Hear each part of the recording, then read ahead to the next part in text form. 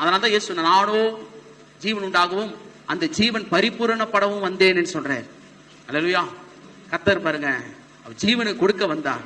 ஜீவனை கொடுத்தது மாத்திரமல்ல, நமக்காய் உயிர் தெழுந்தது மாத்திரமல்ல, இன்றைக்கு பிதாவினிடத்தில் நம்மளுக்காக அவர் பரிந்து பேசிட்டு இருக்கிறார். அல்லேலூயா. இந்த ரத்தம், ஏன் ரத்தம் முக்கியம்? பழைய ஏற்பாட்டுல இருந்து ஏன் ரத்தம்? நான் ஒரே ஒரு காரியத்தை சொல்றேன், ஏன்னா இது திருவிருந்த ஆராதனையா இருக்கிறதுனால நிறைய பேச முடியாது. ஒரே ஒரு காரியத்தை சொல்றேன்.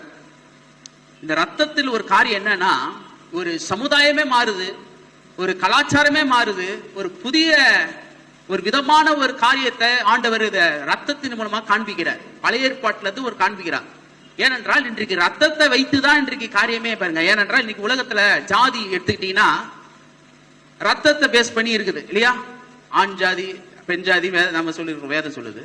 ஆனால் உலகத்துல பாத்தீங்கன்னா ஒரு ஆக்சிடென்ட் ஆகுது, ஜாதி பெருமை பேசிட்டு இருப்பாங்க. நான் தான் பெரிய ஆளு, பெரிய ஜாதி, ஆண்ட ஜாதி, ஆண்ட பரம்பரை, இதெல்லாம் பேசுவாங்க, பெருமை பேச்சு பேசுவாங்க, இந்த காரியம் எல்லாம் பேசுவாங்க. ஆனா ஏதோ ஒரு ஆக்சிடென்ட்ல ரத்தம் கேட்கும் போது அவன் குடும்பத்துல இருக்க, அவன் ரத்தத்துல இருக்கிறவங்களுக்கு கிடைக்காது. யாரோ கீழ் ஜாதி திட்டுவான் பாருங்க, அவனுடைய ரத்தம் தான் இவனுக்கு பொருந்தும். இந்த ரத்தம் பாருங்க, அது என்ன காண்பிக்குது என்றால், ரத்தத்துல நிறைய விதமான ரத்தம் இருக்குது.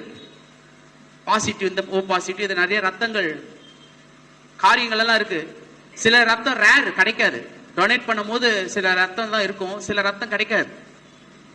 அப்ப ரேர் ரத்தம். இயேசுவின் ரத்தம் என்னன்னா எப்படிப்பட்ட ரத்தம்னா, இது வெளியேற பெற்ற ரத்தம். அல்லேலூயா. அதை குறித்து பேதுரு சொல்றாரு பாருங்க. 1 பேதுரு 1ஆம் அதிகாரத்துல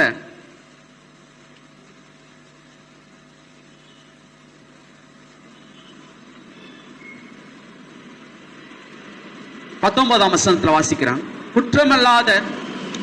குற்றமில்லாத மாசற்ற ஆட்டுக்குட்டி ஆகிய கிறிஸ்துவின் வெளியேற பெற்ற ரத்தத்தினாலே மீட்கப்பட்டீர்கள் என்று அறிந்திருக்கிறீர்களே. அல்லேலூயா.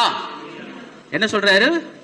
வெளியேற பெற்ற ரத்தம், குற்றம் அல்லாத, அல்லேலூயா, குற்றம் அல்லாத, குற்றமற்ற மாசற்ற ஆட்டுக்குட்டி ஆகிய கிறிஸ்துவின் வெளியேற பெற்ற ரத்தம். எல்லாம் சொல்லுங்க, வெளியேற பெற்ற ரத்தம்.